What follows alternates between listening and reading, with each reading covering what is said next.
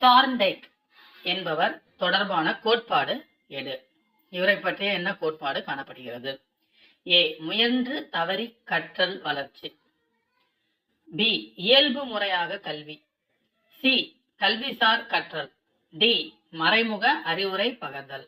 இதற்கு ஆன்சர் என்னன்னு பாத்தீங்கன்னா, தார்ன்டைக் என்பவர் முயன்று தவறி கற்றல். அதுதான் சரியான விடை.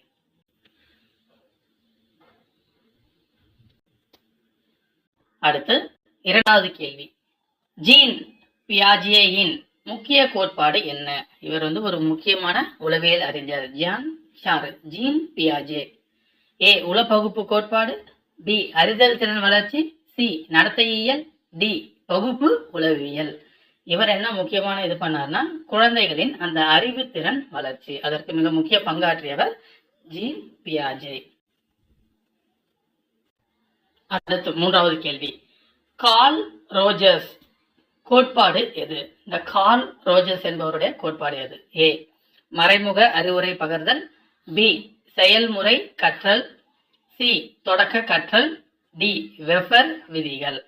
இவருக்கு உண்டானது என்னன்னு பாத்தீங்கன்னா, மறைமுக அறிவுரை பகர்தல். இதுதான் கார்ல் ரோஜர்ஸ் உடைய கோட்பாடு, மறைமுக அறிவுரை பகர்தல். அடுத்த நான்காவது கேள்வி. ஆட்லர் தொடர்புடைய துறை எது? ஆட்லர் தொடர்புடைய துறை. ஏ. தனிநபர் உளவியல். பி. மறைமுக அறிவுரை பகர்தல். சி. செயல்முறை எளிய கற்றல். டி. பகுப்பு உளவியல். இதற்கு சரியான விடை என்னன்னு பாத்தீங்கன்னா, தனிநபர் உளவியல். அதுதான் சரியான விடை. ஆட்லரோட தொடர்புடையது தனிநபர் உளவியல். அடுத்த ஐந்தாவது கேள்வி.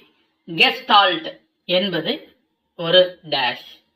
ஏ. உளவியல் அறிஞர் பெயர். பி. ஜெர்மன் சொல் கோட்பாடு. சி. கற்றல் முறை. டி. உந்த குறைப்பு கோட்பாடு.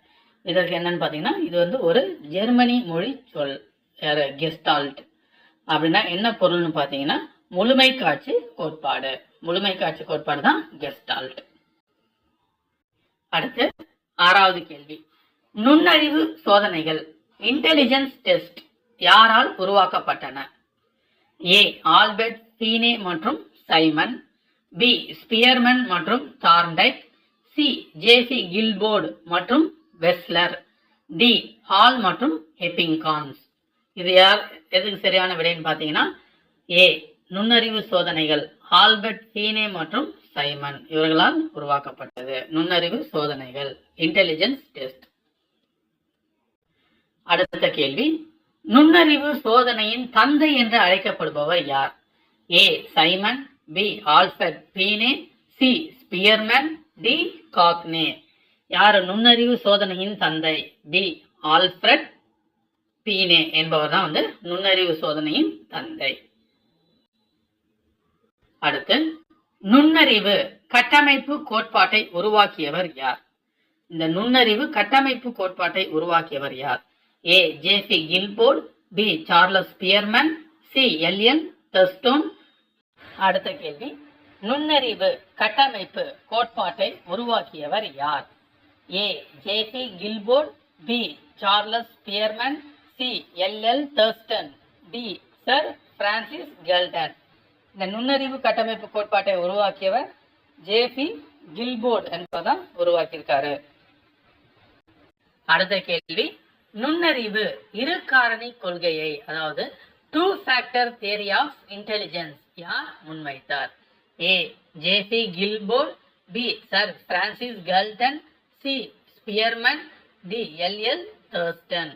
இந்த நுண்ணறிவு இரு காரணி கொள்கையை இது பண்ணவர் யாருன்னு பாத்தீங்கன்னா, சர் சார்லஸ் ஸ்பியர்மன். இந்த சார்லஸ் ஸ்பியர்மன் என்பவர் தான் இந்த நுண்ணறிவு இரு காரணி கொள்கையை முன்வைத்தார். அடுத்து நுண்ணறிவு குழு காரணி கொள்கையை, குரூப் ஃபேக்டர் தியரி, யார் முன்வைத்தார்? A. Spearman. B. LL Thurstone. C. Thorndike. D. James. இதற்கு சரியான விடை பி. எல்எல் தர்ஸ்டன் என்பவர் தான் நுண்ணறிவு குழு காரணி கொள்கையை முன்வைத்தவர். அடுத்த கேள்வி. நுண்ணறிவு படிநிலை கோட்பாட்டினை யார் முன்வைத்தார்? A. Spearman. B Sir Francis Galton, C Cyril Burt Vernon, D Hall. இதற்கு சரியான விடை சி ஸ்ரில்பர்ட் வெர்னன் என்பவர் தான் இந்த நுண்ணறிவு படிநிலை கோட்பாட்டினை முன்வைத்தார்.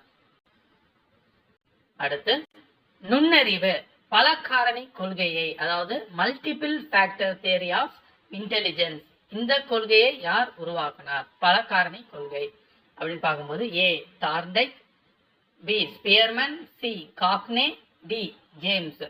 இதற்கு சரியான விடை என்னன்னு பாத்தீங்கன்னா தார்ண்டைக். இந்த தார்ண்டைக் என்பவர் தான் வந்து பல காரணி கொள்கையை உருவாக்கினவர். அடுத்து நுண்ணறிவு 7 வகையாக பிரிந்தது என்று கூறியவர் யார்? நுண்ணறிவு இந்த 7 வகையாக பிரிக்கப்பட்டுள்ளது அப்படின்னு கூறியவர் யார்? A Wechsler, B Binet, C Gagne, D Hall. யாருன்னு பாத்தீங்கன்னா இதற்கு ஏ வெச்லர் என்பவர் தான் வந்து இந்த கூற்றை சொல்லியிருக்கிறாரு. நுண்ணறிவு 7 வகையாக பிரிந்திருக்கிறது. நுண்ணறிவு 2 காரணிகளால் ஆனது என்று கூறிய உளவியல் அறிஞர் யார்? A L Thurstone, B Spearman, C Wechsler, D Carl Rogers. இதற்கு யாரு சரியான பதில்? பி ஸ்பியர்மன் என்பதுதான் சரியான பதில். அடுத்து நுண்ணறிவு ஈவை ஐக்யூ கணக்கிடும் சூத்திரம் என்ன? ஏ மனவயது பை காலவயது இன்டு 100, பி காலவயது பை மனவயது இன்டு 100, சி மனவயது பிளஸ் காலவயது இன்டு 100, டி மனவயது மைனஸ் காலவயது இன்டு 100. இதற்கு ஃபார்முலா என்னன்னு பாத்தீங்கன்னா ஏ மனவயது பை காலவயது இன்டு 100. இதுதான் வந்து நுண்ணறிவு ஈவு, அதாவது ஐக்யூ அந்த கணக்கிடும் சூத்திரமாகும். மனவயது பை காலவயது இன்டு 100.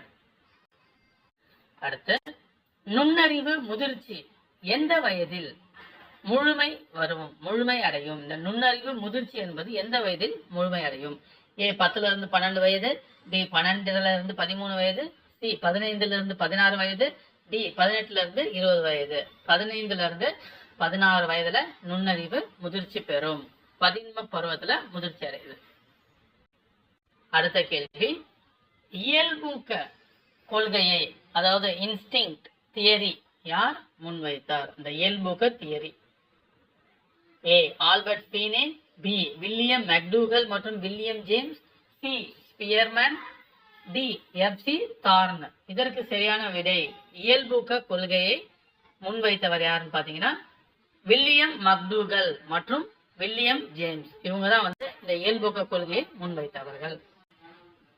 அடுத்து குறிக்கோள் கோட்பாடு. இந்த குறிக்கோள் கோட்பாடு அதாவது கோல் தியரி யார் முன்வைத்தது? A WC. Bagley, B JP. Guilford, C Carl Rogers, D Hall. இதற்கு சரியான விடை ஏ டபிள்யூ.சி. பேக்லி. இந்த பேக்லி என்பவர் தான் வந்து இந்த குறிக்கோள் கோட்பாட்டினை முன்வைத்தவர், கோல் தியரி. அடுத்த கேள்வி பொதுமைப்படுத்துதல் கோட்பாடு, அதாவது ஜெனரலைசேஷன் தியரி யார் முன்வைத்தார்? இந்த பொதுமைப்படுத்துதல் கோட்பாட்டை யார் முன்வைத்தார்? A Judd, B Pavlov, C Spearman, D Gagne. இதற்கு சரியான விடை என்னன்னு பாத்தீங்கன்னா ஏ ஜெட் என்பவர் தான் இந்த இதை வைத்தது. ஒத்த கூறு சிமிலாரிட்டி கோட்பாடு யார் முன்வைத்தார்? ஒத்த கூறு கோட்பாடு A Thorndike, B Spearman, C Albert ஸ்பீனே, டி ஹால். இதற்கு சரியான விடை தார்ண்டைக் என்பவர் தான் வந்து ஒத்த கூறு கோட்பாட்டை முன்வைத்தது. அடுத்த கேள்வி மறத்தல் சோதனை மெமரி டெஸ்ட் யாரால் மேற்கொள்ளப்பட்டது?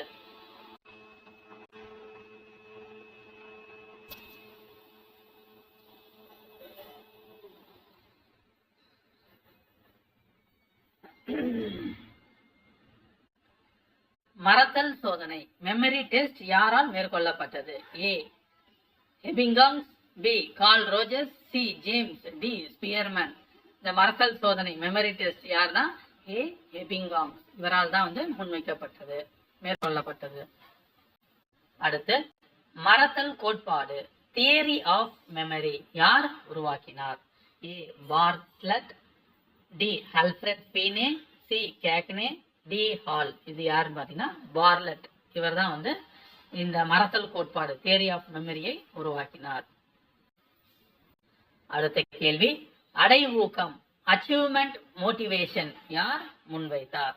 ஏ டேவிட் மெக்லிலெண்ட், அடுத்தது B Spearman, C Albert Binet, D James. இது யாருன்னு பாத்தீங்கன்னா டேவிட் மெக்லிலெண்ட் என்பவர் தான் வந்து இந்த அடைவூக்கம் அச்சீவ்மெண்ட் மோட்டிவேஷன் என்பதை இது பண்ணாரு, முன்வைத்தது.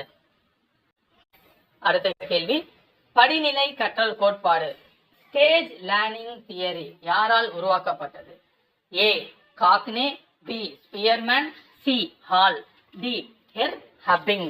இது யாரால் உருவாக்கப்பட்டதுன்னு பாத்தீங்கன்னா படிநிலை கோட்பாடு காக்னே அவர்களால் உருவாக்கப்பட்டது. படிநிலை கற்றல் கோட்பாடு ஸ்டேஜ் லேர்னிங் தியரி. அடுத்த கேள்வி, கள கோட்பாடு இது யாரால் உருவாக்கப்பட்டது? A Kurt Lewin, B David McClelland, C James, D Albert Binet. இது யாருன்னு பாத்தீங்கன்னா ஏ குர்த் லெவின் என்பவரால் தான் வந்து இந்த களக்கோட்பாடு ஃபீல்டு தியரி உருவாக்கப்பட்டது. அடுத்து விருப்ப அளவு அரோசல் லெவல் அல்லது அவாநிலையை யாரால் விவரிக்கப்பட்டது? A Dembo, B Spearman, C Hall, D James. இதற்கு சரியான விடை என்னன்னு பாத்தீங்கன்னா டெம்போ. அவர் தான் வந்து இந்த விருப்ப அளவு அல்லது அவாநிலையை விளக்கியவர். அடுத்த கேள்வி, பார்வை திரிபு காட்சி விஷுவல் இல்யூஷன் யாரால் ஆய்வு செய்யப்பட்டது? ஏ முல்லர் மற்றும் Lyer, B Spearman, C Albert Binet, D James. இந்த பார்வை திரிபு காட்சி இது யாரால் முன்வைக்கப்பட்டதுன்னா ஏ முல்லர் மற்றும் லயர் அவர்களால் தான் வந்து இது முன்வைக்கப்பட்டது. முதன்மை கற்றல் விதிகள் யாரால் உருவாக்கப்பட்டன?